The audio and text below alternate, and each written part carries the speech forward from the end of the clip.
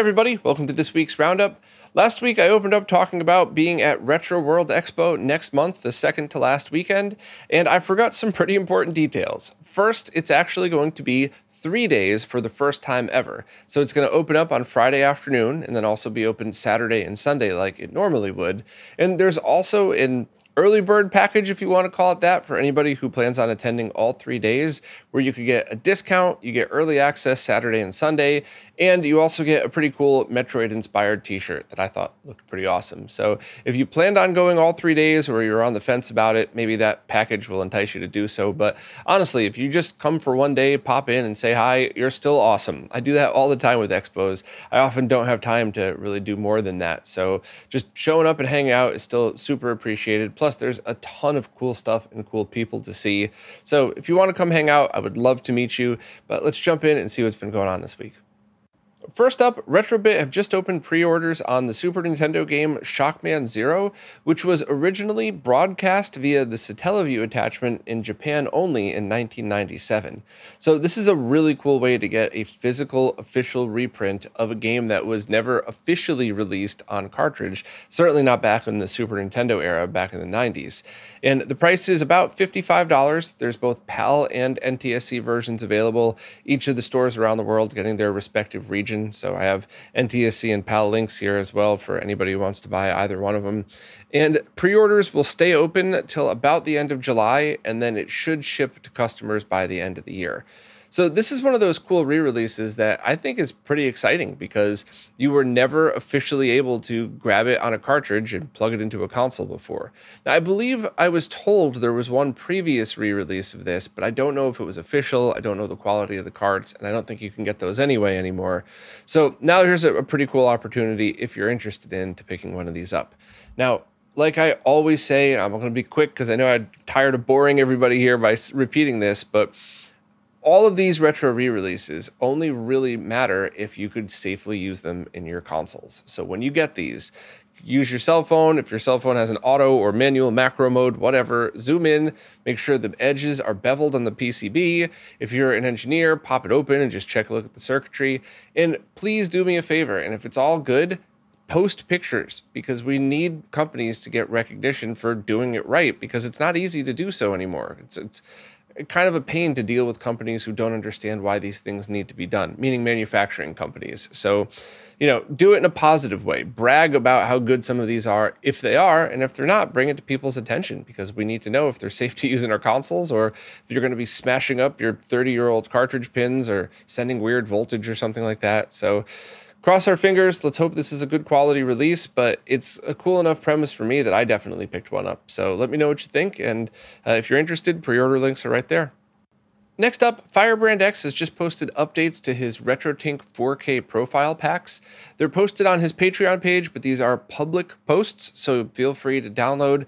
And of course, if you appreciate stuff like this, please consider signing up, because profiles like these and the ones from Wobbling Pixels were really just unbelievable, especially when you're able to get the RetroTink 4K on launch day loaded with profiles like this. It just made the experience so much crazier because, yeah, the Tink 4K looks amazing if you just plug in your consoles and plug it into your TV, but with simply loading up a corresponding profile, now you're able to get absolutely razor sharp, perfect scaling, near perfect. Analog video can never be perfect, but near perfect scaling of all of this stuff. And I was so appreciative of all the work people put into this. So if you just want to upgrade your pack, just download it. Consider signing up if that's something that signing up for FBX's Patreon if you want to see more of this and you want to support this work. And if you want to look into just a glimpse into what it takes to making some of these profiles, FBX did a video on this a while back, and it's not easy at all. So I appreciate FBX and Wobbling Pixels' ability to allow me to be super lazy when I want to get a perfect scale of these things without actually having to do any real work. So thank you for allowing me to be lazy, FBX. Much appreciated. Next up is a new AV output adapter for the Atari Jaguar, and this one's kind of interesting. Usually I would say I'll spit out the facts and then move along if you're not interested, but I'd really like people's opinions on this, and I think there's a lot to know about it, so stick with me. I'm going to try to make this as quick as possible. But Stone Age Gamer have just opened pre-orders on another batch of the Jag 2 HD from Humble Bazooka, and this adapter has an awesome shell, just a beautifully made shell like the rest of the Humble Bazooka adapters. It's got the same really high quality analog video output circuit that I've reviewed in depth a bunch of times in the past, so I'm not going to rehash it, other than to say that I think this is the best analog output circuit I've ever seen for the Jaguar. And it also has one of those cheap, laggy, process the image wrong 720p HDMI circuits in it that use chips designed for TV circuits, not video games. So I kind of spun this as for streamers, but I think there's some positive, and I also just don't really know how I feel about kind of the rest of it. The positive is if you have a Jaguar and you want a very quick and easy way to stream, you couldn't ask for anything easier than this. Plug an HDMI cable in. Or if you're like one of the many people I've talked to in the past couple of years who tells me things, by the way, my heart smiles when I hear this, but I hear all the time, you know, in person at expos, online, whatever, like, hey, I'm currently using, you know, this console with a cheap HDMI cable. I know it's crap, but I'm saving up for a RetroTink 4K, and don't worry, every time I feel some lag or I die at my game and I'm like, oh, that's weird, I know it's the cable, but I'm just saving up for the better thing. And, you know, when I'm done with this, I'll have a spare thing to throw in my drawer if I ever need it. But, I know what I'm getting. I love that. I love that people who are educated in this stuff know that, hey, this is a very cool backup, temporary solution, bring to your friends. But what does make me very sad is all the people in the community that we've lost from buying stuff like, oh, look at this gorgeous case. Oh, hey, I heard Humble Bazooka makes the best Jaguar adapters. You know, let me check out this post on Stone Age Gamer that says plug it directly into your HD TV, which I'm not crapping on Stone Age Gamer. That's true. But the problem is the people who start playing their games and they start dying all the time, or they get that weird flicker when 240p is trying to be deinterlaced, even though it was never interlaced to begin with. We've lost so many people and that sucks for everybody. That person doesn't get to enjoy games they probably would have. Stores like Stone Age Gamer lose sales because people aren't coming back. You know, I lose potential subscribers because they're not into this stuff. And the reason I'm so confident in saying that is because of the hundreds and hundreds of people that have come up to me at expos and online over the years and said things like, you know, I almost gave up because I bought one of those crappy pound cables, and I just casually mentioned it to one of my friends, and they were like, wait a minute, what cable were you using? And they got them back into it. So I just have such mixed feelings about this. So, you know, on the one hand, if you want an adapter to hold you off until you get a Tink, or you want an adapter so that you could play on your CRT at home or through a great scaler, but you want to also bring it to your friend's house sometimes and just unplug their streaming box's HDMI cable, plug it into this, that's an awesome thing to have. There are so many good uses for this that I really do think people would benefit from. The only other kind of downside, though, is if you got the Jag AIOA adapter or the Plus with the Jag Link built in, that's my favorite because it's ridiculous in all the best ways. But if you got one of those and an external HDMI cable, one of those cheap ones, it's actually cheaper than this.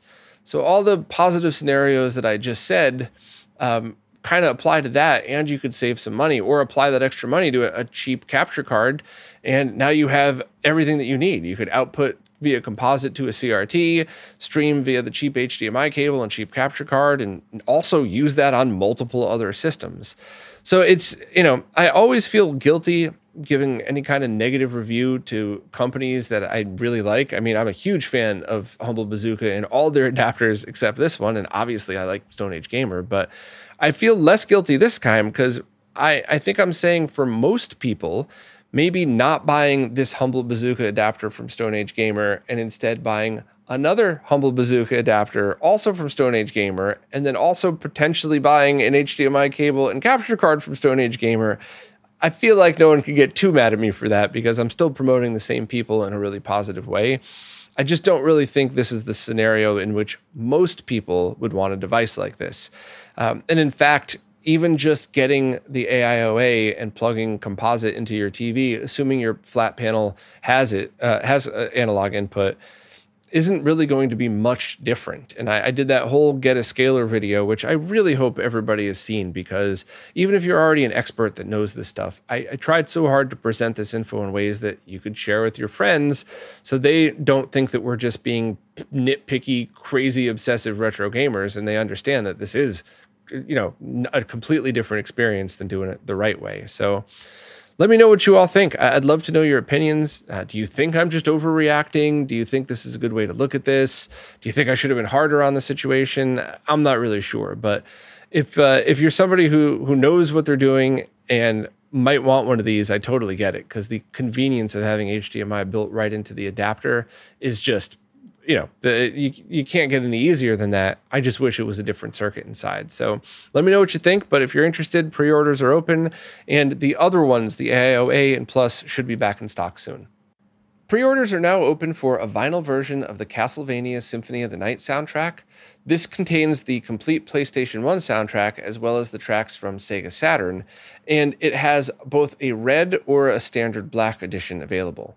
The price is $35 and it's scheduled to ship next month, which is pretty quick, so that's awesome.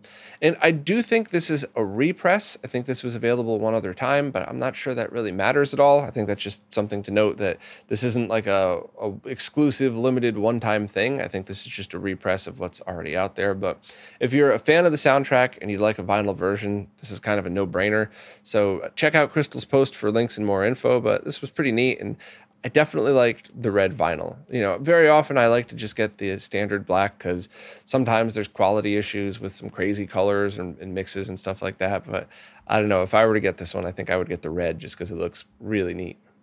So last week I talked about the open source scan converter's latest firmware that adds Lumacode support, and the Retro channel just posted a video demoing exactly that, and it is really cool. The Retro channel went into the upgrade you might need, how to update the firmware, so if you've already done that, you could kind of skip through it.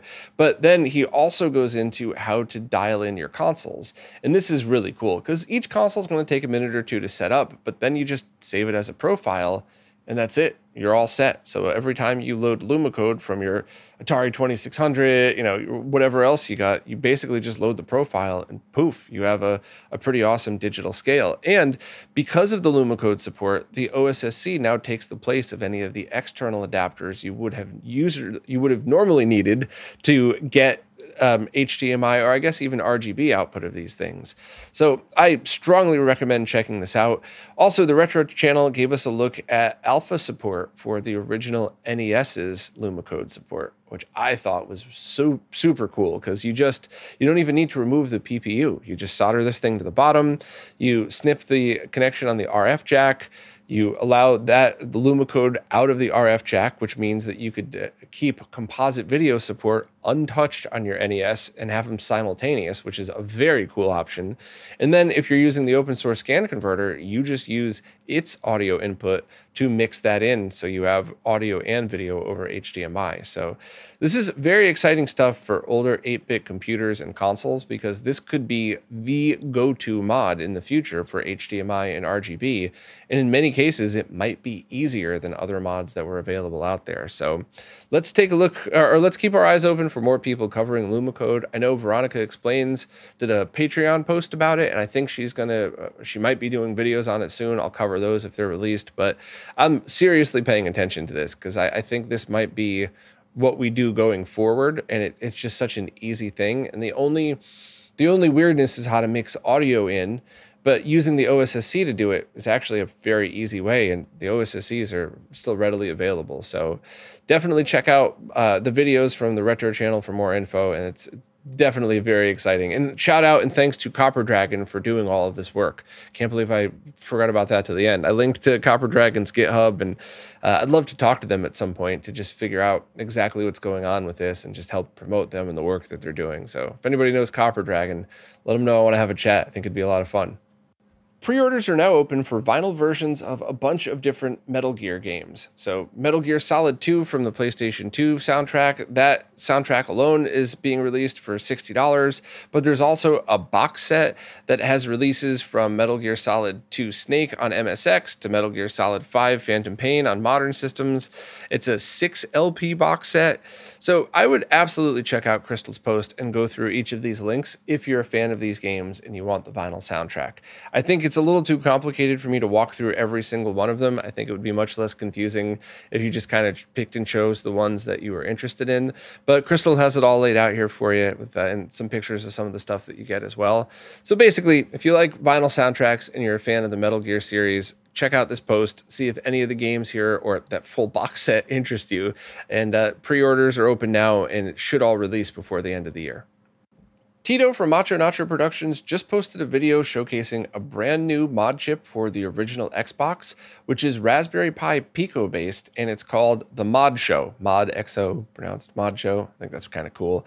But this has the potential to be absolutely a game changer for the original Xbox, both because it's very cheap, but also because it's easy to get. Whereas a lot of those other mod chips that were released, you can't get them anymore, or they might be expensive because they rely on chips that are no longer made. So you have to pay a premium to get chips that were probably pulled from other working units and re-stamped. I'm sure most of us in the electronics scene already know how that all that stuff works.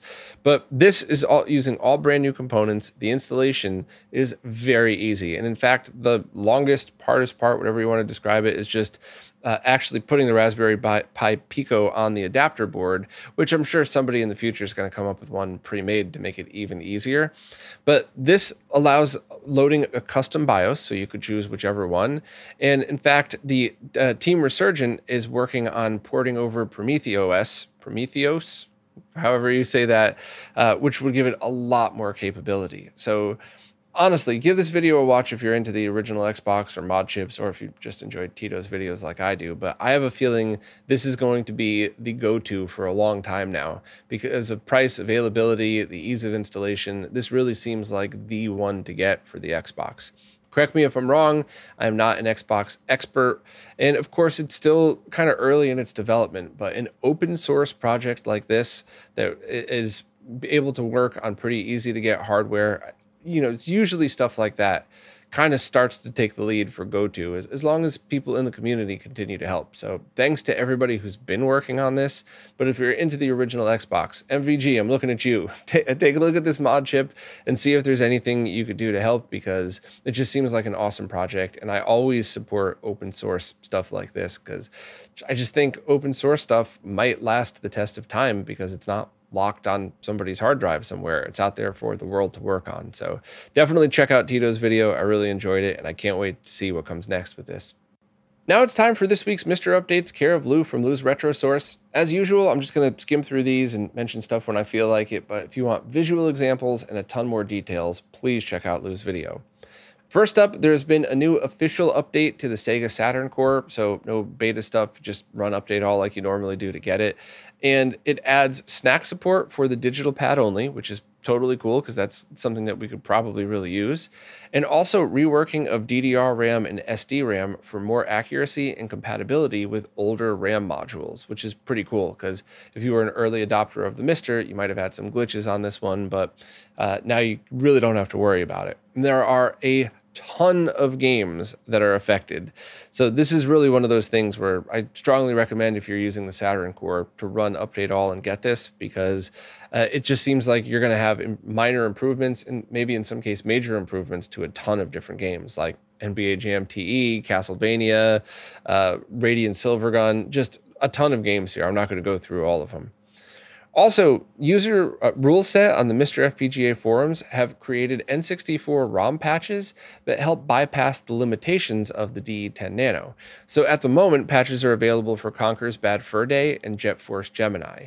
The games don't run as is, but they do with these patches. And I'm going to oversimplify, so Robert, if you're listening, I apologize for getting this wrong, but Robert's core is trying to be as accurate to the original N64 as possible, and the only problems are the limitations of the DE10 hardware itself. So anything that can't run on this core And the reason the core can't be officially completed, because it's probably 98% complete, is because of those limitations. So these patches that Ruleset created get around those by doing different things with memory, and Lou goes into details, and you could definitely check out more in the forum. I don't want to misspeak here because I'm not an expert at this stuff, but basically, thanks to Ruleset, you could play some of these games on the core that you weren't able to before. Next up, Hotego added 2 new games for the JT House core, Rompers and Bakosutu, a side-scrolling shooter that I can't pronounce, and I'm not going to accidentally insult people by trying to. But those are beta cores, so those are at the moment for Patreon subscribers, and once they get out of beta and the bugs are fixed, that'll be available for everybody. And Hotego's team has also performed bug fixes to a bunch of different games, including The Simpsons and a few others. And these are just things that they don't really destroy the gameplay, but having them fixed does have it more accurate to the original. So going back and doing work like this, in my opinion, is always super important, even though it's less flashy than new and exciting stuff. And Hotego also gave a quick update on what's happening with the System 18 core. Basically, work is continuing, and there's now preliminary support for the gun game Laser Ghost. So that's going to be cool. I can't wait to figure out the best ways to play arcade-like gun games. I haven't dipped my toe into that at all, so we'll see. Also, the D10 alternative that I've been talking about is now going to support USB-C instead of the DC barrel jack. So all of that word vomit that I unfortunately subjected you all to over the past couple of weeks is a complete moot point because it's just not an issue anymore. So with a USB hub, or with a USB-C power jack instead of a DC power, I'm sure there's something that you could do that might make the power go wrong, but you'd have to go out of your way to do it. This is not going to be a scenario where you accidentally grab a wrong power cable and plug it into your DE10. That's not a thing. It would be the same chance of it happening now with random PSUs around your house. So with respect to anybody, including myself, who's done this before, if you grab a random PSU and plug it in and it blows out your DE10, that's your fault. If you grab a PSU from one DE10 and plug it into another DE10 and blow it out, that's not really your fault, but I don't think that's a problem at all anymore. I'm only elaborating just to make sure I drive the point home that all of the stuff that I've been talking about does not seem to be an issue. So I'm not sure if this was always the plan or if Taki was kind enough to listen to our feedback and change it, but it's just not an issue. So that's really, really great news. And also, they plan on selling a full kit now. So their alternative D10, a USB hub, and the new 24-bit compatible analog board as well. So that's going to be cool. Pricing hasn't been announced for the full thing, but I think this is going to be interesting. I think as long as it performs equal to the original stuff, this is going to be the go-to for quite a lot of people just because of price. So that's awesome. I can't wait to see this thing get released, and hopefully I'll be allowed to purchase one right off the bat so I could start immediately doing some live stream testing and see what it's got. Also, Wizzo just did an update to the Tap2 code, and it allows multiple NFC card readers at once. But I don't think anybody's really figured out the advantage of that. So I want to hear from you. What crazy and silly and fun ideas could you do with having multiple NFC readers? Is it just a convenience thing? So you could put a couple in the same case. So that way, if you have like a case that looks like a console, you could tap in multiple places. That's basically the only thing I could think of, but I can't wait to hear everybody else's ideas. Next up, Ronnie Snice, the person who makes some of the incredible wallpapers for the Mister, just found a vintage ad for the Sega Master System and decided to make a wallpaper out of it for my and Stika's.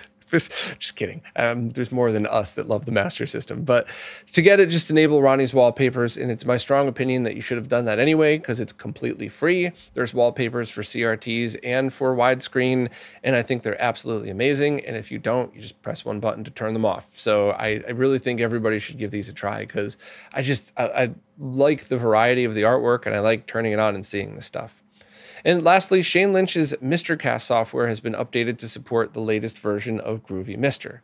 So you could download it right off of the GitHub. And MrCast we've covered quite a bit, but essentially it's a way to link a PC to your Mister for a virtually zero latency ability to have MAME running through a Mister, which if you're playing on a flat panel, there's probably a bunch of other easier ways to do this. But if you're playing on a CRT, That is the key. Now you have your Mr. all set up to your CRT and you don't have to fumble with any other solution. You essentially just stream the games over to it via Ethernet. So as usual, thanks so much to Lou for covering all this stuff. There is zero chance I could have ever kept up with all of this without him. So if you rely on Lou as much as I do, consider supporting on Patreon. And if not, just subscribe on YouTube because that's free and why not? A retro PC controller was just released that's focused on many different retro systems and modeled after the smaller, the very well-liked Sega Saturn controller. So this will work in both 2-button and 6-button modes for the FM Towns Marty, the NEC PC88 and 98, the MSX, the Sharp X68000, and the Fujitsu FM7. It's not compatible with the Sharp X1 series, but there might be an adapter in the future to address that. These were made by purchasing existing aftermarket Sega Saturn shells. So like from the companies that make shells for people who make Saturn controllers, these are not cannibalized from original Saturn shells. The PCB is completely customized and it comes in either black or white, and the price is $35, which if you're somebody who's been looking for controllers for the FM Towns computers, then you automatically know why these are such a big deal. But Derek did a post on this that's very detailed and kind of digs in and asks and answers all the questions that people who might be interested in this one would want to know. So I would really check out this and kind of read through it and see if this is the controller for you. One of the things that kind of makes this a little more handy than some of the other stuff out there for like getting an MSX or another FM Towns controller is these have the select and run buttons, which is not available on a lot of those others. So, you know, I would definitely check it out. The price is certainly correct, and I just think this is kind of a neat thing for people who have those systems. And who knows, if they get super popular, maybe there could be a custom shell made or whatever else. But for now, I think that Saturn shell is a great form factor, and the fact that they can get shells already made means that they don't have to spend the money on a mold, which means the price is $35, not $99 or more. So awesome that this is available. Check out Derek's post for more info, and it's kind of neat to see more controller choices because I think there's a lot of older systems that weren't as popular as some of the mainstream stuff that controllers cost so much money. So cool to see this. My Life in Gaming just released a video about the Game Boy Color cartridges that are compatible with both the original Game Boy and the Color, the black cartridges. And Mark compared the differences between Super Game Boy, original Game Boy, and Game Boy Color. And this video ended up being way cooler than I thought. I thought it was just going to be a basic comparison, which that alone would also interest me because I'm a nerd and I'm curious about that stuff. But there were some games like Conquer that were completely different. And I think that's the most extreme example, but you get a lot of differences between them. So if you're a fan of this stuff, especially if you're somebody who played either modes of it, or maybe you were playing on Super Game Boy and on Game Boy Color, then I think you should definitely check this one out because this is a very interesting look into some of these games. And I really had no idea what some of the differences were. So Mark did an awesome job kind of presenting it all to you in a way that's easy to understand. I think if you're watching this on video, you could already see the screenshot that I'm showing off now that kind of demonstrates some of the nutty differences between them. But yeah, this was an awesome one, and I strongly recommend checking it out. So links are right there, and Mark did a great summary of it as well if you want to read a little bit more about it. Before I go, I just wanted to quickly address a question that I get all the time, almost every week, and it's why aren't we covering certain things? And the answer is almost always because it's ready to be talked about. We just haven't finished the post yet. And I just want to make sure that I'm very clear about the fact that when there's time-sensitive stuff, pre-orders or whatever, I'll whip up a post as fast as I can. And if I get some little details wrong, whatever, click on the sale link to the pre-order or whatever time-sensitive thing it is, and then you get to see clarified for yourself. However, when it comes to stuff that's not time-sensitive, especially stuff that's very big and important and has a lot of details involved, I personally would rather take my time and create as good of a post as possible and try to get that information out to people so they don't have to then go double-check things because there's still lots of information missing. And, you know, I'll probably put something clickbaity in the description just to be ironic, but we are not a click farm, and most places aren't. We all know the ones that are, but most places are just trying to get the info out there as best as they can. But I'd rather be the last one to the party, but show up having everything everybody needs in this post, once again, unless it's time sensitive stuff. So please, if you think that we've missed anything, always or never hesitate to mention it. You know, the people that come in guns blazing, like, you idiot, you forgot. Why are you intentionally excluding? You know, you're gatekeeping. I'm definitely going to ignore you because none of that has ever been a thing with RetroRGB with any of the writers. But what is constantly a thing is I didn't have time to get to it, and it's Tuesday afternoon and I'm looking to shoot this, and I figure I'll finish it up and get it out on Wednesday, or I'm halfway through the post, but I need some questions from the creators because I want to make sure I have everything presented right. So I just wanted to be upfront and honest like I always am about this stuff because you know, I try really hard to have my finger on the pulse of all the cool stuff that's been going on, but obviously nobody's perfect. So I want you to continue making these suggestions and you know, letting us know about stuff that we may have missed, but definitely know that we're trying our best. So no intentional exclusions. We didn't forget any huge major things. And the only other thing to add as well is if there is a more modern thing being released that might touch into retro that every huge creator is covering, I might not feel the need to because my time's extremely limited, so I want to highlight the stuff that maybe you haven't heard about. Now, that could be the wrong way to approach things, and I have no problem being wrong, but it's at least now my current personal opinion that if a topic already has 1 million hits on it elsewhere, and another topic is barely being talked about that I think is awesome and important, I'm going to talk about that one because you probably already know about all the other stuff. So just wanted to be open and honest like I always am. But as always, thanks to everybody who watches, listens, plays nicely in the comments, and especially thank you to people who support in absolutely any way because it really is you who's keeping all of this stuff going. So thank you all so much, and I'll see you next week. This week's Roundup is brought to you by Neo Paradigm Entertainment, connecting Southeast Asian influencers with opportunities in the West.